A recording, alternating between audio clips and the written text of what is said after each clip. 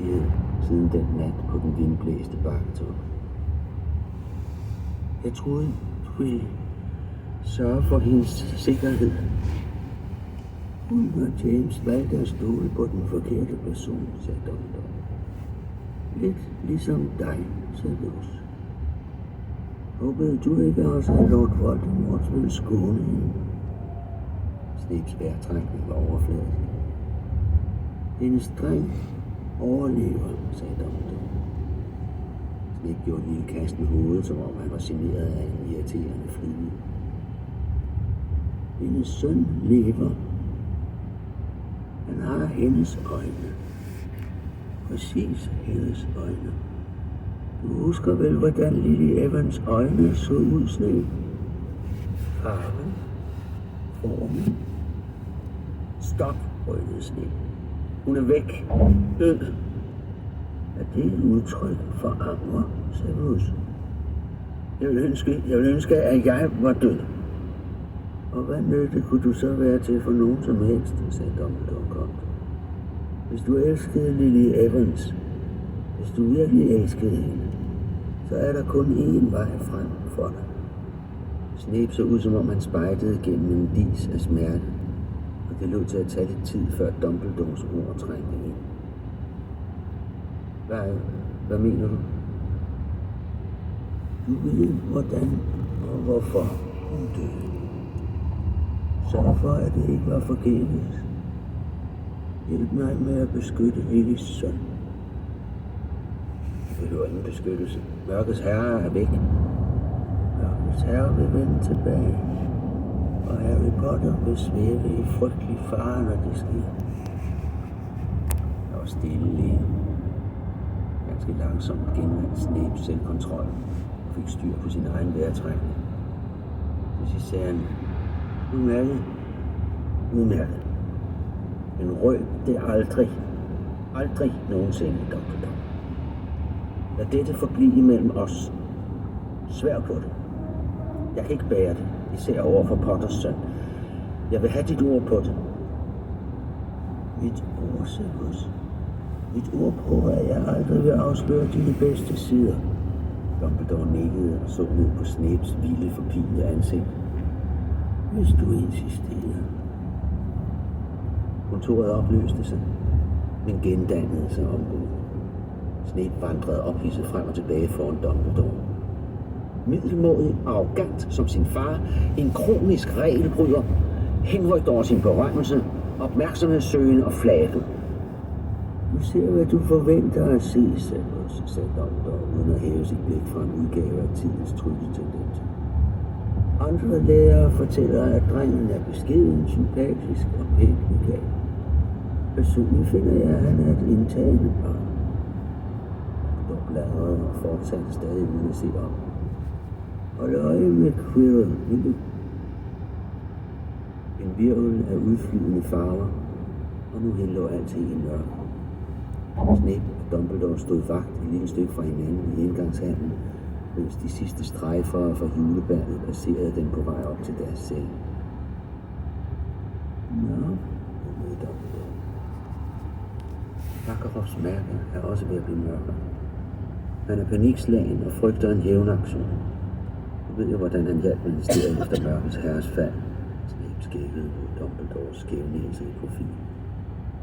Karkaroff vil flygte, hvis mærket begynder at svige. Vil han, sagde Dumbledore lavmælt, i det Fleur de la Cour og Roger Davis kom fnisende ind udefra. Er du måske fristet til at følge hans eksempel? Nej, sagde Snape, mens hans sorte øjne hvilede på Fleur og Roger, da de fjernede sig. Jeg er ikke sådan en kujon. Nej, samtykede Dumbledore. Du er en langt modigere mand end Emil Karkaroff. Jeg må indrømme, at jeg samtidig tænker på, at vi i grunden sorterer for tidligt. Han gik og efterlod Snape med et lamslået ansigtsudtryk. Og nu stod Harry endnu en gang. Og hvad mener han med det? At vi sorterer for tidligt? At Snape skulle have været en Gryffindor, fordi han var modig? Dumbledore var sunket sidelæns sammen i den imposante stol bag skrivebordet, tilsyneladende halvt bevidstløs. Hans højre hånd dinglede ud over armlægget, sværtet og brændt. Snape stod ved siden af og mumlede trylleformularer med tryllestaven rettet mod håndledet. Samtidig holdt han en pokal fuld af en tyktflydende gylden elixir i sin anden hånd og lod forsigtigt væsken strømme ned i halsen på Dumbledore. Efter kort tid sikrede Dumbledores øjenlåg, og han åbnede øjnene. Hvorfor? Sagde Snape uden indledning. Hvorfor tog du den ring på? Den er forbandet, det må du da have regnet ud. Hvorfor overhovedet røre ved den? Den der barsk ring lå på skrivebordet foran Dumbledore. Den var flækket. Gryffindors sværd lå ved siden af den. Dumbledore skar en grimasse. Ja, var en tåbe. Uimodståeligt fristet. Fristet af hvad? Dumbledore svarede ikke. Det er et mirakel, at du overhovedet kunne komme tilbage hertil. Den ring bærer en forbandelse af ufattelig kraft. Den kan ikke fjernes, kun holdes i skak. Jeg har midlertidigt begrænset nedbrydningen til den ene hånd. Dumbledore hævede sin sværtede, ubrugelige hånd og så undersøgende på den, som man ser på en interessant kuriositet. Det har du klaret godt, Severus. Hvor lang tid tror du, jeg har? Dumbledores tonefald var konverserende. Han kunne lige så godt have spurgt til vejrudsigten. Snape tøvede, før han sagde, det vil jeg ikke bestemt. Måske et år. Man kan ikke bremse sådan en besværgelse for evigt. Det er en type forbandelse, der øger sin kraft over tid. Dumbledore smilede. Nyheden om, at han havde mindre end et år at leve i, blev ikke til at røre. Jeg er heldig. Utroligt heldig. Og jeg har dig, Severus. Hvis bare du havde tilkaldt mig lidt før, kunne jeg måske have gjort mere. Skaffet dig mere tid, sagde Snape rasende. Så ned på den flækkede ring og sværdet. Troede du, at du kunne nedbryde forbandelsen ved at flække ringen? Noget i den stil.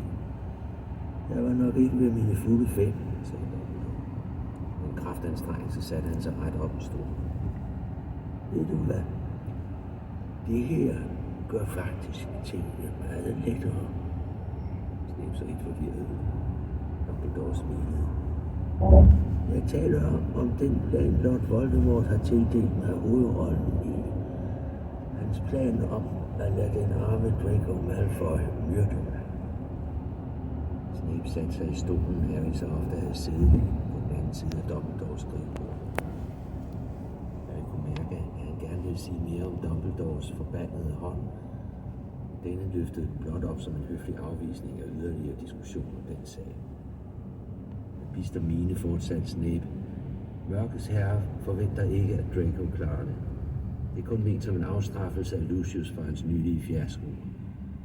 Dracos forældre bliver underkastet langsom tortur ved at måtte se deres søn fejle og betale prisen for det.